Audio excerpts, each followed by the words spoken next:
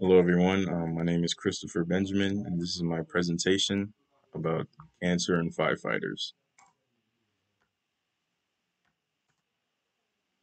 So, starting off with some background information, as we all know, firefighting is a dangerous job.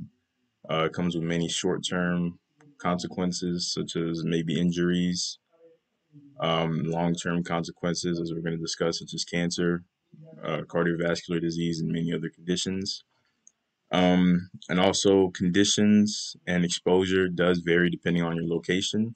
So of course, a fire a firefighter in Florida is going to be under different conditions than a firefighter in New York, and they're also going to be exposed to different things. And fun fact: the first fire department was established in Cincinnati in 1853. Before firefighters were around long before then. Only difference is they were usually volunteers and they weren't professionals. So, what is cancer? So, malignant neoplasms, also known as cancer, occur when cells begin to divide pretty much uncontrollably. So, they start to build up and grow on top of each other, creating what we know as a tumor. But not all tumors are cancerous. There are also benign tumors, which are pretty much harmless. Cancers can spread to new areas. This is known as metastasis. And usually, when they spread in more to different areas, it's a lot harder to treat. And cancer is the second leading cause of death in the U.S. behind heart disease, I believe. And cancer, there are many different factors that affect cancer, such as lifestyle habits, the environment, and genetics, along with other things. So, prevalence in firefighters. So, cancer is the number one cause of death among firefighters. Um, Firefighters are exposed to many different chemicals. They may be exposed to known carcinogens, and they may be exposed without knowing that they have been exposed. The most common types of cancer in firefighters are prostate, bladder, and testicular. Um, an institute, a study conducted by the National Institute of Occupational Safety and Health found that firefighters have a 9% higher chance of being diagnosed with cancer and also a 14% higher chance of dying from cancer. Causes and exposure. So, like I said previously, firefighters are exposed to many carcinogens. They may know or not know that they are being exposed. Um, these chemicals can be inhaled, absorbed through their skin, or even ingested. Some of these products or chemicals can be a result of combustion, such as benzene or formaldehyde. Others can come from materials that are found in buildings, such as asbestos, which is not really that big of a problem now as it was before, and polycyclic aromatic hydrocarbons, which is an umbrella term for over 100 different types of chemicals. And also, they are even exposed from diesel. They're also exposed to diesel exhaust from fire engines, which also may lead to cancer. So here are some of my findings with the different articles I looked over.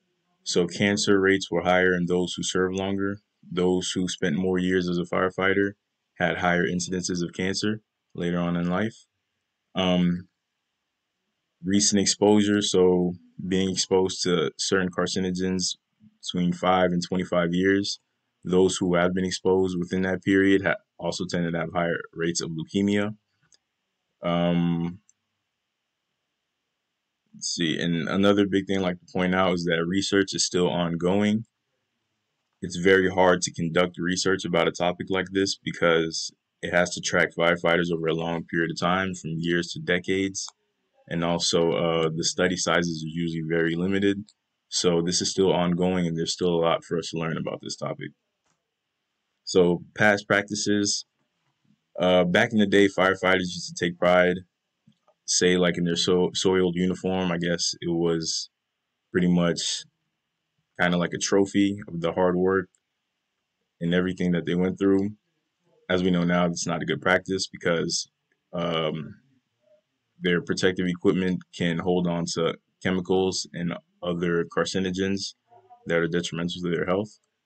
Also, They sometimes they may not wear their breathing apparatus, say afterward when a fire is put out and they are pretty much searching the building, which can also lead to contamination and also exposure to various chemicals. Like I said, asbestos is not really that big of a problem now as it used to be, but still around in some buildings. Protection and prevention. So turnout gear, which is pretty much what the firefighters wear to protect themselves. This does help mitigate the exposure, but they still do face some exposure, such as usually on their hands, on their neck, and also if they do remove their equipment, they do face exposure. Also, from the waistline, where there is a break between the pants and the jacket, it's also a high area of exposure, since that area is not completely covered and it's not completely sealed. Also, say after a call, a fire, or anything like that, it's important that firefighters do take proper hygiene standards, pretty much to make sure that they shower, clean themselves, clean their equipment thoroughly, and make sure that will do their best to remove as many chemicals and carcinogens as they can. Even though they do try what they can, you can only mitigate the exposure. At the end of the day, they're always going to be exposed to chemicals. And also another important thing is education and training. So proper techniques and also educating firefighters on what to look out for can make a big difference, as long as cancer screenings, getting tested early. So if they do have cancer, they can be treated. So as it relates to pretty much this class, risk is a part of the job of being a firefighter. Lifestyle choices and diet also increase your risk of cancer. So it's important to keep up with yourself, exercise regularly. Exercise is shown to reduce cancer risk. And also a very cool fact that I learned is that vigorous exercise within 12 hours after exposure can help remove contaminants from the body. So overall, like I said, the only thing you can really do is mitigate your exposure to certain chemicals as a firefighter. It's important to practice safe hygiene techniques. Properly cleaning equipment, um, keeping up with your health, as the two main factors in cancer are lifestyle choices and environment, and also pretty much just making sure that you are safe on the job, always wearing your equipment, and things of that nature. And that is it. Thank you.